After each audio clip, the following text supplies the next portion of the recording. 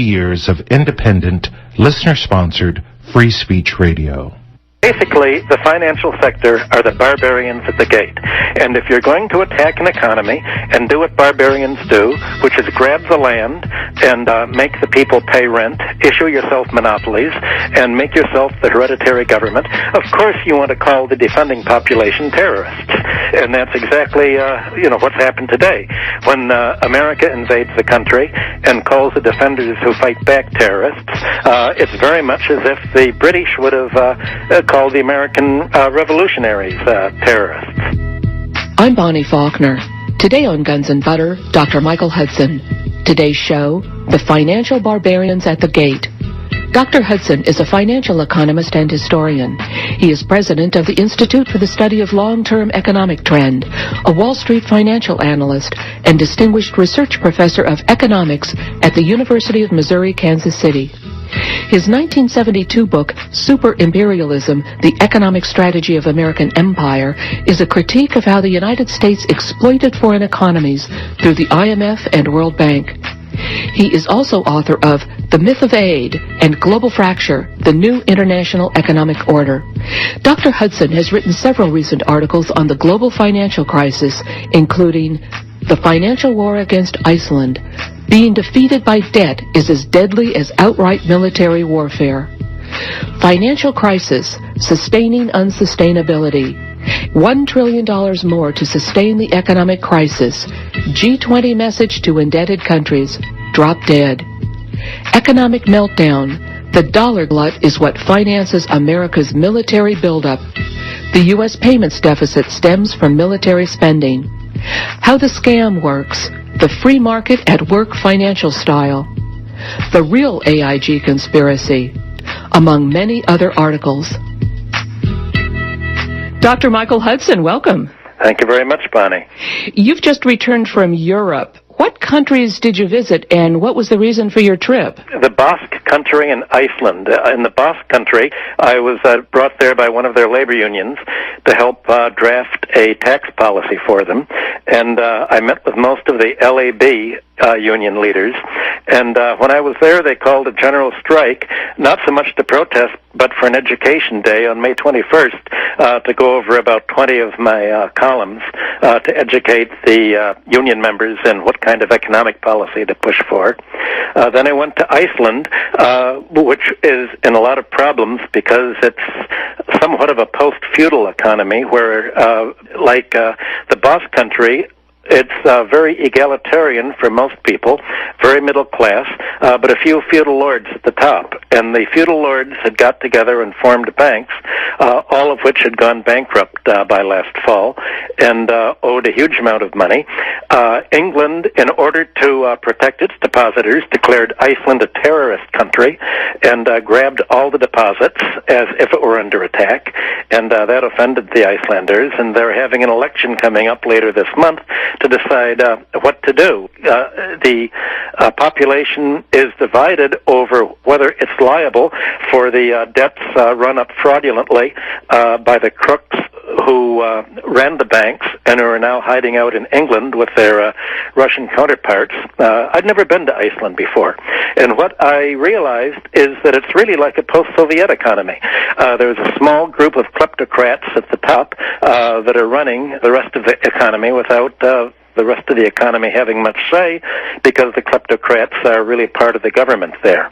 That may change in the upcoming election. It was quite an experience. The difference is that the Icelandic kleptocrats have been there for century after century, running the land and abusing the rest of the population.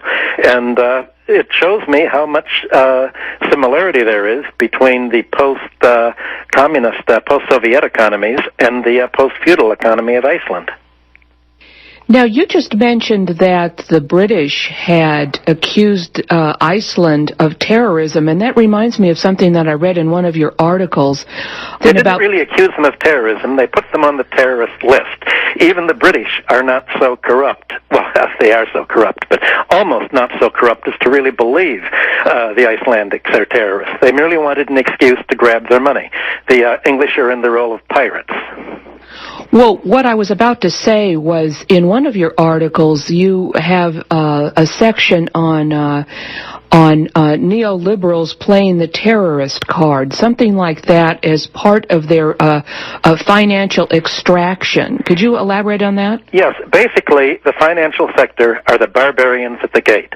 And if you're going to attack an economy and do what barbarians do, which is grab the land and make the people pay rent, issue yourself monopolies, and make yourself the hereditary government, of course you want to call the defending population terrorists.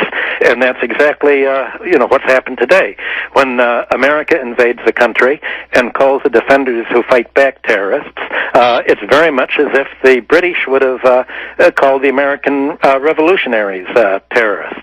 Britain had a terrorist list which enables it to grab whatever money or assets it wants from other countries. So when it acts as the homeland to accept the Icelandic post-feudal ruling class, and the Icelandic nobles go to England and buy the soccer team just like their Russian kleptocrat counterparts, of course England is going to call them terrorists when it grabs their money. Of course, we've spoken at length before about an upcoming depression. In your view, sort of simply put, which countries do you think will weather this coming financial storm better, the European countries or the United States? Probably the United States, because it acts in its own self-interest, and Europe acts in America's self-interest. There's no feeling of European self-interest there. As far as Europe is concerned, there's a class war of finance against labor, and the one thing that all the European politicians agree on is that they bitterly hate labor, and they want to reduce wages as much as they can.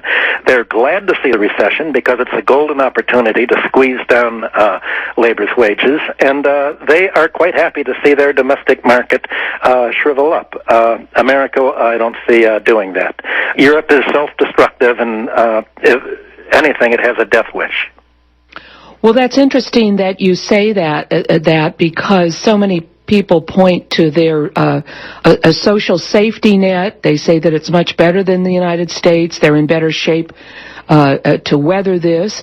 As well, the United States is very anti-labor additionally. All that's true. It is true that Europe has a good public medicine at a much lower price than the United States.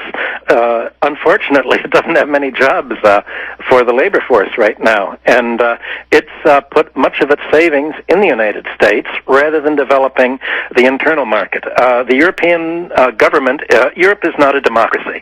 It's basically a kleptocracy, moving back as quickly as it can towards feudalism.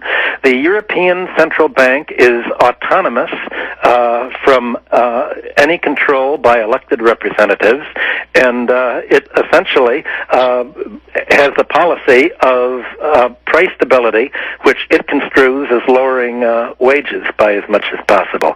So the problem is that there really aren't any jobs there, and Europe would rather give away its export for nothing except treasury bills to the United States than actually sell them to a prosperous labor force. The class war is still so vicious there, and Europe has never really emerged from feudalism. There's still an aristocracy. There's still a subservience to inherited wealth. Whenever I go to Europe, I'm so glad I'm born an American because I've never experienced here this kind of sucking up quality to wealth and to birth and heritage that you find over there.